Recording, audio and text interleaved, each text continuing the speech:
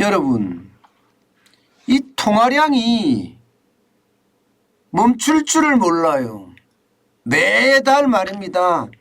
10조, 12조, 13조씩 계속 늘어요. 매달.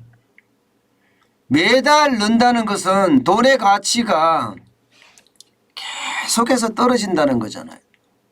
이러다가 진짜 돈이 휴지 조각 되는 것 아닌가, 뭐 이런 걱정을 안 할 수가 없습니다. 여러분, 6월 달에 통화량 보세요. 5월에 3,697조 4천억 원이었거든요. 6월에는요 3,709조 3천억까지 늘었습니다.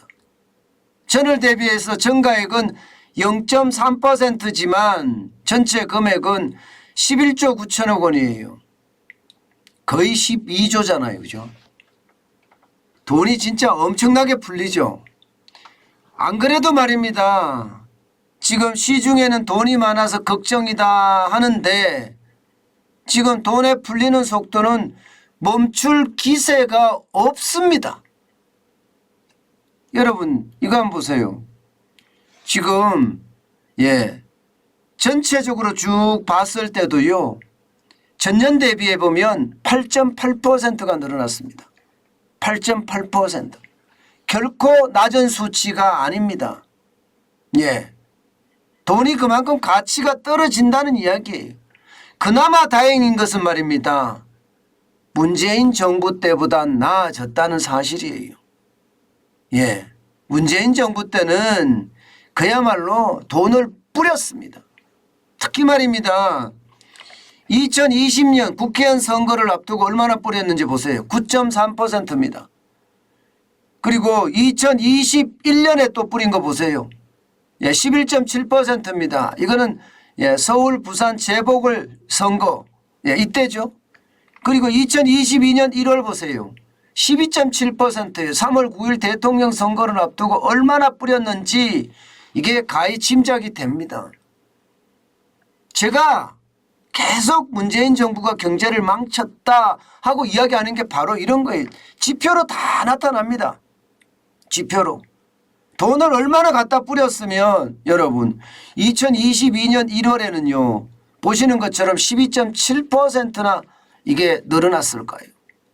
뿌려도 엄청나게 뿌렸다는 이야기잖아요. 엄청나게.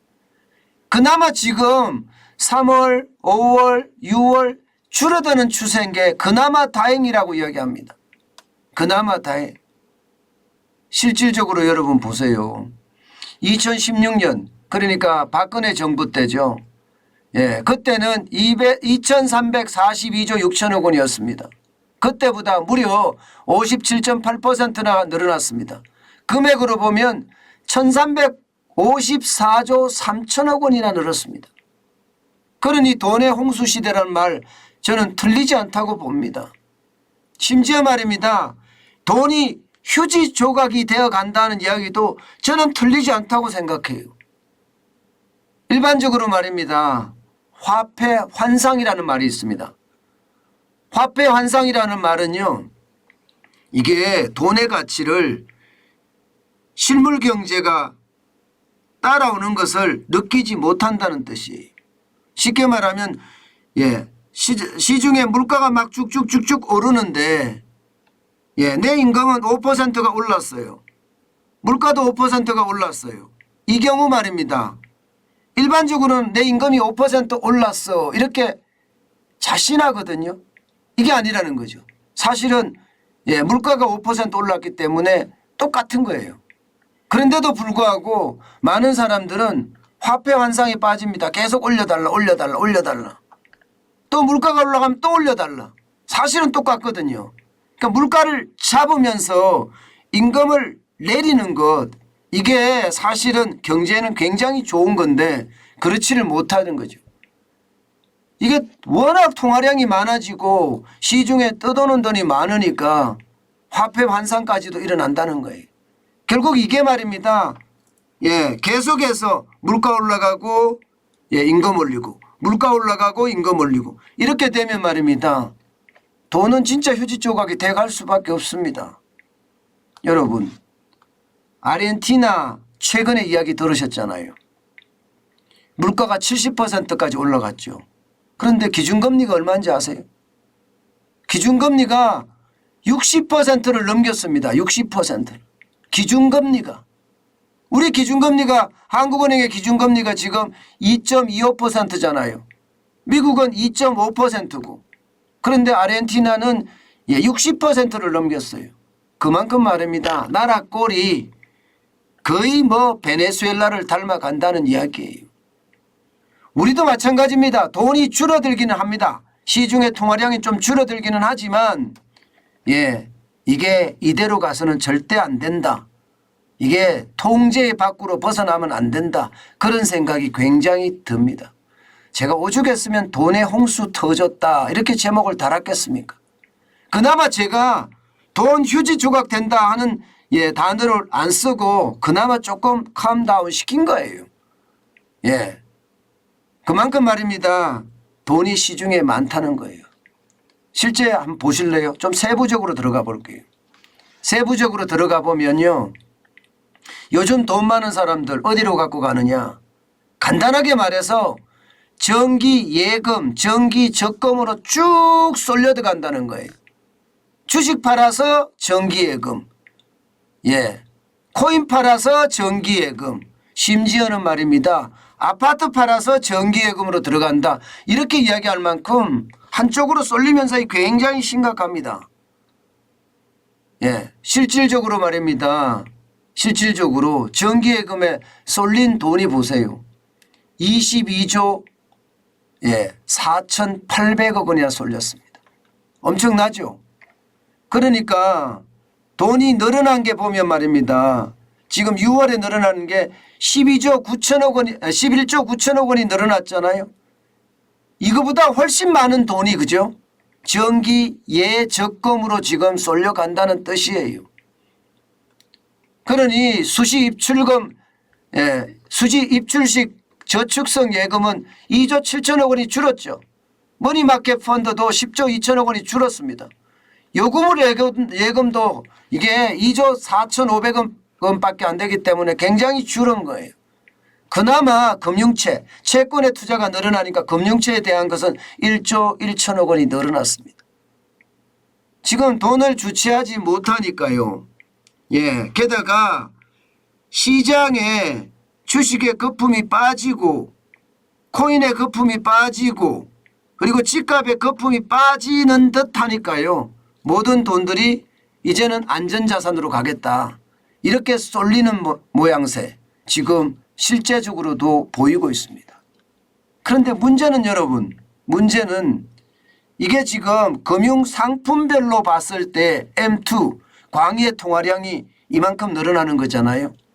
좀 더 세부적으로 들어가 보겠습니다. 경제 주체별로 보면 말입니다. 심각하게 느껴집니다. 심각하게. 이게 M2 통화량이라는 M2 광의 통화량은요. 2년 안에 현금화되는 것을 대부분 M2에 포함이 되거든. 2년 안에 정기 예금이든 정기 적금이든 뭐 현금이든 요구불 예금이든 수시 입출식 예금이든 뭐 2년 안에 들어가는 건 다 포함이 되는데 문제는 가계나 비영리 기관에는요. 지금 14조 7천억 원이나 늘어났다는 거예요. 14조 7천억 원. 이게 가계라는 거거든 결국이요. 가계에서 이만큼 많이 늘어났다는 거예요. 그러면 가계에서 늘어났다는 것은 여러분 두 가지로 해석할 수 있습니다. 하나는요. 가계소득이 진짜 많아서 가계에 돈이 몰렸다 이렇게 해석할 수가 있고요. 다른 하나는 돈이 없어서 은행에서 대출을 받았다 이렇게 해석할 수가 있습니다. 돈이 없어서 은행에서 대출을 받았다. 아마 후자일 가능성이 굉장히 높죠. 지금 뭐 가계는요 소득이 그렇게 많이 늘어나지는 못한 대신에 지금 빚은 그 어느 때보다 크잖아요. 가계 빚이 1859조나 됩니다. 1859조. 엄청난 거죠. 그런데 기업은 한번 보세요. 2조 900억 원이 줄었습니다. 이게 기업이 줄만 안 되거든요. 기업이 전 세계에서 돈을 벌어와서 기업에 달러를 쌓아놔야 돼요.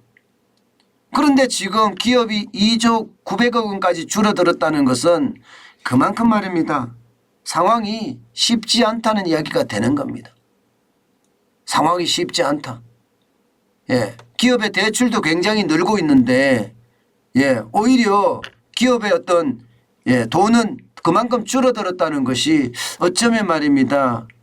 예, 경제 위기가 우리 곁에 점점 다가오고 있다 이런 생각이 참 많이 듭니다. 여기에다 기타 금융기관 보세요. 증권사나 보험사 여기도 16조 8,800억 원이 줄어들었습니다. 16조 8,800원이. 그나마 기타 부분 지자체라든가 이 부분에서는 6조 4천억 원이 늘어났지만 결국 말입니다. 기업이 줄어든다는 것, 증권사나 보험사가 줄어든다는 것, 이것은 어찌 보면 말입니다. 향후에 우리 경기가 참 어렵게 되지 않겠느냐 이런 예상도 가능하게 됩니다.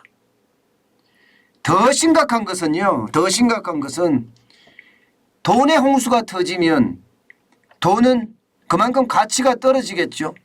가치가 떨어지면 실질적으로는요. 소비자 물가가 올라갈 수밖에 없습니다. 여러분 지금 소비자 물가 사실 장난 아닙니다. 예, 떨어진다고는 해요. 떨어진다고는 지금 2022년 7월에 6.3%입니다. 아마 좀 떨어지겠다 이렇게는 이야기를 하지만 6.3%라는 수치는 결코 낮은 수치가 아닙니다. 1998년 11월 6.8% 이후 최고치니까요. 금융위기 때보다 더 높으니까요. 이게 그만큼 돈의 가치가 없어져서 물건 가격이 올라가는 거예요. 인플레이션이잖아요. 인플레이션. 예, 그나마 시중의 통화량이 좀 줄었다 하는데도 아직까지는 멀었다. 예, 이게 결국 금리를 올리고 그러면서 시중의 통화량을 좀 줄여보겠다 이런 얘기를 하고는 있지만 결국 말입니다. 결국 이게 한쪽에서는 금리를 올리면서 이자 폭탄을 만들어내고요. 다른 한쪽에서는 돈을 풀어가면서 경기를 살려내는 이게 뭔가 엇박자가 일어나고요. 근데 그 엇박자의 어떤 폭이 어느 정도 엇박자는 일어날 거라고 봅니다. 금리 올리는 쪽이나 재정을 푸는 쪽은. 어느 정도 엇박자는 일어날 수 있을 거라고 보는데 그 폭이 점점 커진다는 거죠. 그래서 결국은요. 돈의 가치가 앞으로도 많이 떨어지지 않겠느냐 하는 게 지금 현재까지의 전망입니다. 그만큼 말입니다. 여러분. 제가 돈이 휴지 조각이 된다 이렇게까지는 안 썼지만 돈의 홍수 터졌다 이 말도 사실은 돈의 가치가 그만큼 떨어진다는 이야기입니다. 앞으로도 말입니다.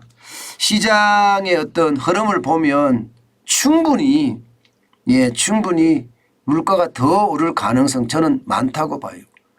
정부는 10월쯤 물가가 잡힐 거다 하고 예상을 하지만 그럴까요? 좀 내려가기는 하겠지만 고물가 시대, 고물가 시대 이것은 쭉 한참 동안 가지 않겠느냐 이렇게 예측이 됩니다. 여러분들도 이제는 저물가는 있고요. 저금리도 있고요.